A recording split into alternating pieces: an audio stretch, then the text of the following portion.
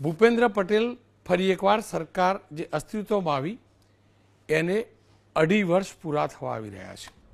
5 વર્ષની ટર્મ હોય છે. બહુ નાના મંત્રીમંડળ સાથે આ સરકાર ચાલે છે.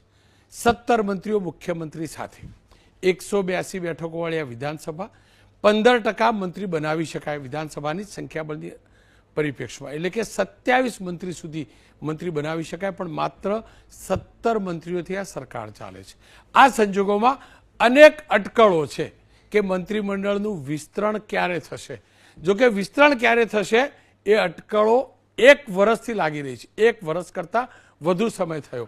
ઠીક એ જ રીતે બીજેપીના નવા પ્રદેશ અધ્યક્ષ કોણ હશે અને ક્યારે આવશે તેની પણ અનેક અટકળો છે. કેટલાક લોકોનું કહેવું એમ છે કે કોર્પોરેશન એટલે કે મહાનગરપાલિકા અને લોકલ બોડી બાકીની જે ઇલેક્શન છે એ CR પાટીલના નેતૃત્વમાં પૂરા થશે, બીજેપી કરશે પૂરા. તો કેટલાક લોકોનું કહેવું એમ છે કે ના, ટૂંક સમયમાં પ્રદેશ અધ્યક્ષ બીજેપી બદલશે. CR પાટીલ પહેલેથી સ્પષ્ટ કરી ચૂક્યા છે, મારી ટર્મ પૂરી થઈ છે, હું કેન્દ્રીય મંત્રી છું, એક વ્યક્તિને 2 પદ ન હોવા જોઈએ અને એટલે હું આ જવાબદારીમાંથી મુક્ત થવા માગું છું. જાહેરમાં CR પાટીલ કહી ચૂક્યા છે, પણ એમના કયાને પણ લાંબો સમય થયો છે. આ સંજોગોમાં આજે ઘણું બધું સ્પષ્ટ થયું છે અને એ સ્પષ્ટ ખુદ CR પાટીલે કર્યું છે. આજે લાંબા સમય બાદ કમલમની અંદર CR પાટીલની અધ્યક્ષતામાં એક મોટી બેઠક મળી, જેમાં બીજેપીના તમામ ધારાસભ્યો, જિલ્લા શહેરના પ્રમુખો, પદાધિકારીઓ, અલગ અલગ મોરચાના જે પણ પદાધિકારી છે એમની ઉપસ્થિતિ હતી અને એમની ઉપસ્થિતિમાં બંધ બારણે આ બેઠક થઈ. પણ હવે કોંગ્રેસની જેમ બીજેપીમાંથી પણ કોઈ વાર થોડીક વાત બહાર આવે છે.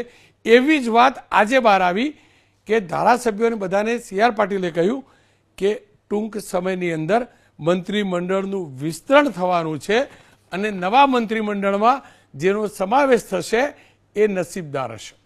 હવે સવાલ એ છે કે નસીબદાર લોકો એન્ટ્રી કોણ લેશે, પણ સવાલ એ પણ તો હશે એક્ઝિટ કોનું થશે. બચુ ખાબડ લગભગ એક્ઝિટ નિશ્ચિત છે. જો થોડીક પણ નૈતિકતા શાસક પક્ષમાં હોય તો એ નિશ્ચિત છે, પણ એ સિવાય પણ કોનું એક્ઝિટ થઈ શકે, કોણ આવી શકે. કારણ કે ઘણા લોકો એવા છે, લાલ પેન તો હવે ભૂલી ગયા છે, પણ લીલી પેનની અપેક્ષા રાખીને બેઠા છે. મંત્રીઓ લીલી પેનથી સિગ્નેચર કરતા હોય છે, તો ઘણા લોકોને અધ્યક્ષ બનવાની પણ અપેક્ષા તો હોય, મહત્વાકાંક્ષા તો હોય ને. અને મહત્વાકાંક્ષાથી જ દરેક વ્યક્તિ, હું ફરીથી કહું, દરેક રાજનીતિમાં આવે છે. ભાગ્ય જ કોઈ એવો હશે કે રાજનીતિની અંદર રાજ મેળવવાની, રાજપાટ મેળવવાની, ખુરશી મેળવવાની મહત્વાકાંક્ષા ના હોય. ખેર, ચર્ચા જરૂરી છે. કોને સ્થાન મળશે, ક્યારે વિસ્તરણ થશે, કોણ ડ્રોપ થશે. રાજેશભાઈ ઠાકર રાજકીય વિશ્લેષક છે, સુનિલભાઈ જોશી વરિષ્ઠ પત્રકાર છે, હરીશભાઈ ઝાલા વરિષ્ઠ પત્રકાર છે. સુનિલભાઈ, આપનાથી જાણવું છે, સૌરાષ્ટ્રની અંદર તમને શું લાગે છે, મંત્રીમંડળનું વિસ્તરણ થાય તો એક્ઝિટ કોણ થાય અને ઇન કોણ થાય અને શું કારણ? પહેલા એક્ઝિટની વાત કરીએ તો તમે બચ્ચુ ખાબડનું બધું બરોબર કીધું છે. એ સિવાય એક મંત્રીની એક્ઝિટની વાત છે અને કદાચ એક મોટું સરપ્રાઈઝ આવે છે, જેનું નામ આપણે અહીંયા ટીવીની ચેનલ ઉપર નહીં લઈએ, પરંતુ અત્યારે વરસાદનો સમય છે અને આટલો વરસાદ થાય છે ત્યારે ફાયર બ્રિગેડ શું કામ એને ગુજરાતમાં આવ્યું છે. મારા કે તમારા માટે કે ધારાસભ્યો માટે સાહેબ જે પાટીલ સાહેબ છે બોલ્યા નથી, પરંતુ ભારતીય જનતા પાર્ટીની અંદર સૌરાષ્ટ્ર હોય કે ગુજરાત હોય, અત્યારે પ્રેશર કુકરની વિસલ વગાડવાની જરૂર પડી છે. અને રોનકભાઈ, હું અહીંથી કહીશ કે મોદી સાહેબ હજુ પણ જાન્યુઆરી સુધીમાં નિયમિત રીતે ગુજરાતમાં આવશે, કારણ કે આનંદીબેન પટેલ અને ત્યાર પછીના 2 મુખ્યમંત્રીઓ ભારતીય જનતા પાર્ટીનું પતન થયું છે, પ્રશ્નો વધ્યા છે અને ખાસ કરીને ધારાસભ્યો અને બાકીના જે પદાધિકારીઓ છે એમને ટેકન ફોર ગ્રાન્ટેડ લેવામાં આવ્યા છે. એટલે તમે જે કીધું ને કે કોંગ્રેસમાંથી સાંભળવા મળે છે, અમને સૌરાષ્ટ્રમાં છે ને ભારતીય જનતા પાર્ટીમાંથી ઘણું સાંભળવા મળે છે, પરંતુ એ મીડિયા પાસે લીક કરે છે. પણ એ શરતે, મિત્રતાની શરતે, એટલે આપણે કોઈ નામ ન દઈ શકીએ, પરંતુ પહેલી બાબત એ છે કે આવું બહુ પ્રેશર છે અને મોદી સાહેબ છે ને આપણે તમારો મુખ્ય પ્રશ્ન છે એ પહેલાં એક જે મહત્વની વાત છે, કુલ અહીંયા 16 કલાક જેવું રોકાણ કરવાના છે. એમાં 5 કલાક છે ને એ સરકાર અને સંગઠનની બેઠક લેવાના છે અને એક જણાનો ક્લાસ લેવાના છે. કારણ કે ગુજરાત વિશે ખૂબ જ વ્યાપક ફરિયાદો ગઈ છે. ગુજરાતનું રાજકીય બે રીતે પક્ષની દ્રષ્ટિએ પણ ધોવાણ થયું છે. તમે ઇટાલિયાનો કેસ છે ને, તમે સરદાર ધામનો બનાવ જુઓ તો જે તાલીઓ ઇટાલિયાની ગોપાલ ઇટાલિયાની એન્ટ્રીથી પડી ને એ બતાવે છે કે પવન બદલાય છે. એટલે આખી બાબત એવી છે કે હવે ઝડપથી જે વસ્તુ 1 વર્ષ સુધી તમે જે કીધું ને ખેંચ્યું છે એ હવે પૂરું થાય છે. સૌરાષ્ટ્રમાંથી એક નામ અર્જુનભાઈ મોઢવાડિયાનું છે, જે ગુજરાતના કોંગ્રેસના એક વખતના પ્રદેશ પ્રમુખ છે, અને પ્રોમિસ સાથે તમે લઈ આવ્યા પછી 1 વર્ષથી એમને વેઇટિંગમાં રાખ્યા છે. બીજું તમારે ત્યાં સીજિયા ચાવડા સાહેબનું નામ છે. તો આ 2 નામ છે. એ સિવાયના નામ પણ બીજા ચર્ચાય છે અને કોઈ એવો એક મોટો ફેરફાર થાય છે અને 2 થી 3 પ્રધાનો પડતા મુકાય છે એવું ઓફ ધી રેકોર્ડ આપણને કહેવામાં આવી રહ્યું છે. પણ મને એવું લાગે છે કે આવતો જાન્યુઆરીમાં મહાનગરપાલિકાની ને જે પ્રાદેશિક ચૂંટણીઓ બધી આવશે ને એના અનુસંધાને તૈયારીઓ અત્યારથી થઈ ગઈ છે. અને બીજું ઉપરાષ્ટ્રપતિ પદની જે ચૂંટણી છે ને એમાં ગુજરાત ઉપર બહુ મોટી મેટ્રી છે. એટલે એ પહેલા બધું ડેમેજ કંટ્રોલ છે, મેનેજમેન્ટ નથી રહ્યું હવે. એટલે ડેમેજ કંટ્રોલ માટે આ વડાપ્રધાનને ખુદને આવવું પડ્યું છે એવું મને આ મિટિંગ ઉપરથી લાગે છે. રોનકભાઈ. હરેશભાઈ આપનો ખૂબ ખૂબ આભાર. હરેશભાઈ તમારી જોડેથી જ જાણવું છે, જુઓ આટલા વર્ષોથી તમે રિપોર્ટિંગ કરો, ક્યારે બીજેપીની વાત બહાર નહીં આવતી, પહેલી વાર બહાર આવી. કદાચ બહાર લાવવામાં આવી, બહાર મોકલવામાં આવી એવું નહીં જાણતો, પણ આપણને ખબર પડી કે ભાઈ બીજેપીના પ્રદેશ અધ્યક્ષે આવું કહ્યું. સંકેત સ્પષ્ટ છે, 1 અઠવાડિયું અથવા 2 અઠવાડિયા કદાચ આવતો શનિવાર મંત્રીમંડળનું વિસ્તરણ થશે. તમને કોણ લાગે છે સૌરાષ્ટ્રથી? જયેશભાઈ રાદડિયા હોઈ શકે? રોનકભાઈ, મને એવું લાગે છે કે નામમાં ના પડીએ. નામમાં તો પડવું પણ જો કેટલા બધા કેટલા મુરતિયા 162 થયા, 156 સાંભળો, તમે જો વિસાવદર હારી ગયા હોય ને પછી તમે એવું કહેતા હોય કે જયેશ રાદડિયાની શક્યતા છે, જે ઇન્ચાર્જ હતા એ વિધાનસભા, એટલે એ શક્યતા ઓછી જ, કારણ કે વિસાવદર હરાવવામાં આવી છે, ભાજપની અંદરના જ નેતાઓએ હરાવી છે. એકચ્યુઅલી લોકોએ ભલે મત આપ્યા પણ અંદર જે કંઈ ચાલ્યું છે વિસાવદરમાં, ત્યાં ટાર્ગેટેડ નેતાઓની ઇજ્જત જાય એ પ્રમાણેનું હતું. જ્યાં સુધી માહિતી લીક થવાની વાત છે, બહુ સ્પષ્ટ છે કે હવે આ છે ને 1980 વાળો ભારતીય જનતા પક્ષ નથી, આ ખીચડી છે. તમામ પ્રકારના લોકો તમે લઈ આવ્યા છો જેને ખરેખર સંઘની કે ભારતીય જનતા પક્ષ કે ભારતીય જનસંઘની વિચારધારા સાથે કાંઈ લેવા દેવા નહોતા. તમને બેઝિકલી ક્યાંક કેરિસ્મેટિક ચહેરા જોતા હતા, ક્યાંક સુંદર ચહેરા જોતા હતા, ક્યાંક કોઈ ઉદ્યોગપતિ વેપારીના લાગતા વળગતા જોતા, એ બધાને લાવીને તમે બેસાડી દીધા છે. હવે આ લોકોને શિસ્ત શું છે ખબર નથી, એટલે દોસ્તીમાં કે સંબંધમાં ક્યાંક 2 વાત લીક કરી દીધી. મૂળ વાત આ છે, સુનિલભાઈએ જેમ કીધું કે બહુ ખરાબ હાલત છે, એટલે મોદી સાહેબે હવે વારા ઘડી આવવું પડશે. હું એવું માનું છું કે જો એ સ્થિતિ હોય તો મારા મતે કોંગ્રેસ કરતાં વધારે ખરાબ સ્થિતિ છે કે તમારા આટલા ઊંચા કદના નેતાએ ગુજરાતને સાચવવા માટે વારંવાર આપવું પડે, તો પછી આ કયા પ્રકારનો પક્ષ છે? કોંગ્રેસની એટલી ખરાબ હાલત છે પણ રાહુલ ગાંધીથી સુધરે એમ નથી, પણ એ આટલી વખત તો નથી આવવાનું. હવે કોર્પોરેશન ને પંચાયતના ઇલેક્શન મને યાદ છે ત્યાં સુધી, જ્યારે સીએમ હતા નરેન્દ્રભાઈ, તો એ બી કોઈથી કોર્પોરેશન પંચાયતના ઇલેક્શનમાં ચૂંટણી પ્રચાર કરવા નથી ગયા. તો એવી કેવી સ્થિતિ? હવે વાત એવી આવે છે કે આપણે જોઈએ છીએ કે દરેક જિલ્લામાંથી ધારાસભ્ય, જિલ્લા પ્રમુખો અથવા બીજા હોદ્દેદારો અનેક ફરિયાદો કરે છે કે અધિકારીઓ અમને ગાંઠતા નથી. સવાલ એ છે કે ગાંધીનગરમાં બેઠેલા સ્વર્ણિમ સંકુલ 1 અને 2 ના મિનિસ્ટરોને અધિકારીઓ ગાંઠતા નથી, કારણ કે અધિકારીઓ સીધા દિલ્હી રિપોર્ટ કરે છે. એમને ખબર છે કે દિલ્હીમાં જે 2 નેતાઓ બેઠા છે અને લખનૌમાં બેઠા છે, એને સાચવી લઈએ તો અહીંના નેતાની કંઈ જરૂર છે નહીં, તો શું કામ સાંભળે? હવે મૂળ વાત આવે છે કે ભારતીય જનતા પક્ષમાં આ મંત્રીમંડળ વિસ્તરણ થાય તો શું થાય? જો પ્રદેશ પ્રમુખ પહેલા જ બદલવાના હોય તો સૌથી પહેલા તો કયા સમાજમાંથી પ્રદેશ પ્રમુખ આવે છે? પ્રદેશ પ્રમુખ કહી દઉં તમને, હું જે સમજુ છે પ્રકારે કોઈ સોર્સ નથી. પહેલા વિસ્તરણ થશે ને પછી પ્રદેશ પ્રમુખ. ઓકે, જો પહેલા વિસ્તરણ થવાનું હોય અને પછી પ્રદેશ પ્રમુખ બદલાવાના હોય તો એક વસ્તુ નક્કી થઈ ગઈ કે પટેલ મુખ્યમંત્રી ચાલુ રહેશે. બરાબર. હવે સવાલ આવે છે આમાંથી તમે કેટલાને કાપો છો અને કેટલાને તમે નવા ચહેરા લાવો છો? શું નવા ચહેરા લાવશો એનું અધિકારીઓ માનવાના છે?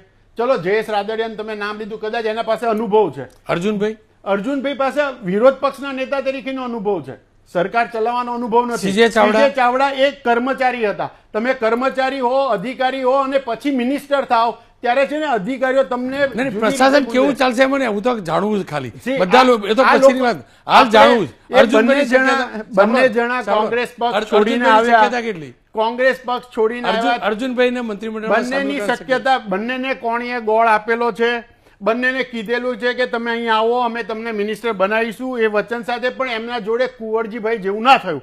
કુંવરજીભાઈને પહેલા મિનિસ્ટર બનાવ્યા, જવાહરભાઈ પક્ષ છોડીને આવ્યા મિનિસ્ટર. આ લોકો એક વર્ષની રાહ જોવી પડે છે. બીજા નામ ભૂલ્યા ને તમે, બે થોડા 4 છે. હાર્દિક પટેલ ખરા, હાર્દિક પટેલ, અલ્પેશ ઠાકોર ને એવા કોઈ પ્રોમિસ મને યાદ છે ત્યાં સુધી, મને જે ખબર છે એમાં કોઈ એવા પ્રોમિસ આપ્યા નતા. એકચ્યુઅલી તો એ બેની બોટ આમણે બચાવી લીધેલી છે કે ભાઈ ક્યારેક તમે અમને પરોક્ષ રીતે મદદ કરેલી, ચલો હવે તમને સાચવી લઈએ. હવે સવાલ એ છે કે આ બેનું રાજકીય જે કારકિર્દી ભાજપમાં છે ને એ કેટલી આગળ વધે છે, 2027 થી આગળ જાય છે કે કેમ, એ મોટો સવાલ છે.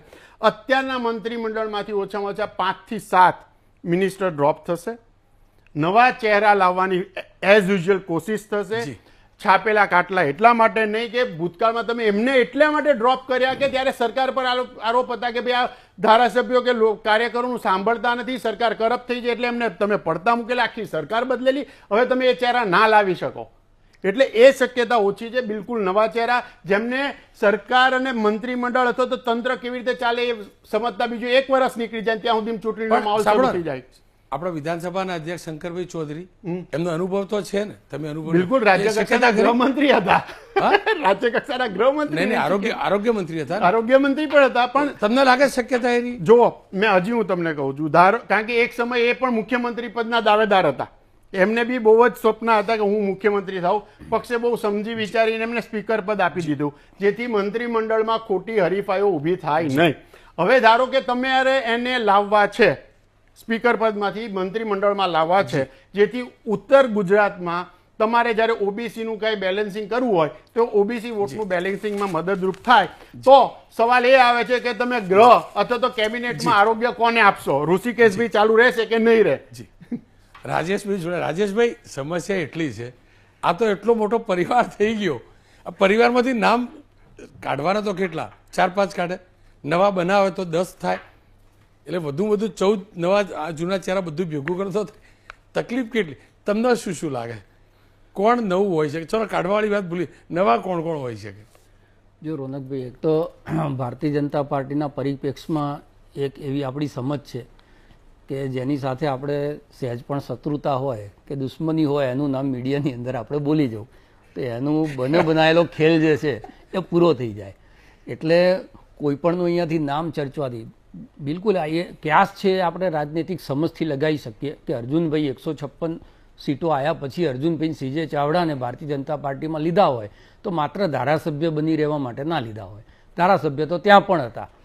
તો એ શક્યતાઓ આપણે કાયમ જોઈ રહ્યા છે કે અર્જુનભાઈને સીજે ચાવડાને સ્થાન આપવામાં આવે જો કોંગ્રેસ કોટામાંથી આપે તો. હવે અર્જુનભાઈ જેવા મોટા નેતાને સ્થાન આપે તો કોંગ્રેસના કોટામાંથી આવેલા બીજા કયા મંત્રી છે કે જેમને પડતા મૂકવા આપણે? ત્રીજું તમે જે નામ આપ્યું અલ્પેશ ઠાકોરને ગલગલિયા મંત્રી થવાના થાય છે, પણ ભારતીય જનતા પાર્ટી એ ગલગલિયાને એમ કે એને મજા આવે એવું કરવા માગે છે. કેમ? કારણ કે અલ્પેશભાઈને લઈ આવ્યા હતા અને એના પછી એમને ધારાસભ્ય બનાવ્યા, એની પાછળ એમને ટિકિટ આપવા માટે અમિત શાહે જે આખી ફિલ્ડિંગ ગોઠવી હતી કલોલ તાલુકા, લગભગ 4 સીટો મને યાદ છે કે અટકી રહી હતી અલ્પેશ ઠાકોરને એડજસ્ટ કરવા માટે. કારણ કે એનું જે નામ આવતું કલોલમાં તો કલોલથી વિરોધ થતો, માણસામાં ગયા ત્યાંથી વિરોધ થતો, ગાંધીનગર ગયા ગાંધીનગરમાંથી વિરોધ હતો, રાધનપુર ગયા તો રાધનપુરમાંથી વિરોધ હતો. પણ આ બધા વિરોધ વચ્ચે એમણે અલ્પેશ ઠાકોરને જે છે ટિકિટ અપાઈ અને ત્યાં આગળ સાચવી લીધા હતા. એટલા પૂરતું એનું જે એહસાન હતું એ પૂરું થઈ ગયું. હાર્દિક પટેલનો જે ઉપયોગ કર્યો હતો એમણે પાટીદાર આંદોલનની અંદર, જે લોકો કહી રહ્યા છે કે ભાઈ અમિત શાહ એ આનંદીબેન પટેલને ઉતારવા માટે આ આંદોલન કર્યું ને એમાં હાર્દિક પટેલનો ઉપયોગ કર્યો. એ ઉપયોગની અવેજમાં કોંગ્રેસના આંતરિક નુકસાન પહોંચાડી અને ભારતીય જનતા પાર્ટીમાં આવી અને જે આખું એક વાતાવરણ હતું પાટીદાર સમાજનું એને તોડવા માટે જે કર્યું હતું એનું ઇનામ એમને વિરમગામમાં અપાઈ ગયું. અત્યારની જે સ્થિતિ છે ને એ સૌરાષ્ટ્ર લોબી વર્સિસ સાઉથ લોબીવાળી સૌથી મોટી સ્થિતિ છે. અને હું તો નિકોલની અંદર જનસભા થઈ છે એનું કારણ પણ એવું સમજુ છું કે મિની સૌરાષ્ટ્ર કહેવાતું નિકોલ, કે જ્યાં આગળ નરેન્દ્ર મોદીએ જનસભા કરવા માટેની એમની પસંદગી ઉતારી, એનાથી એક મેસેજ એ જઈ રહ્યો છે કે આજે એક વાત ચાલે છે કે સી આર પાટીલના આવ્યા પછી સાઉથ લોબી બહુ મજબૂત થઈને સૌરાષ્ટ્રના નેતાઓને બહુ હાંસિયામાં ધકેલી દીધા, એની અંદર કંઈક બેલેન્સ કરવાની કોશિશ આની અંદર થાય. બીજું એક જે બચુ ખાબડ સિવાયનું મને નામ લાગે છે કે જેને પડતા મૂકે તો એ પુરુષોત્તમ સોલંકી હોઈ શકે, કારણ કે એમની જે હેલ્થ છે એ પોતે જે છે એ બહુ પ્રવૃત્ત રહી પણ નથી શકતા, તો એમની જગ્યાએ બીજા કોઈને મંત્રીમંડળની અંદર લે. હર્ષ સંઘવી જે અત્યારે રાજ્ય કક્ષામાં છે, ગૃહ ખાતું કદાચ એમની પાસેથી લઈ લેવામાં આવે પણ એમનું પ્રમોશન થાય એવી એક શક્યતા પણ આપણે અત્યારે જોઈ શકીએ, કારણ કે સી આર પાટીલ એવું બને રોકવો, એવું બને કે સીએમની જોડે એડિશનલ ડેપ્યુટી સીએમ વાળું પણ કંઈક ગોઠવા કોઈનું.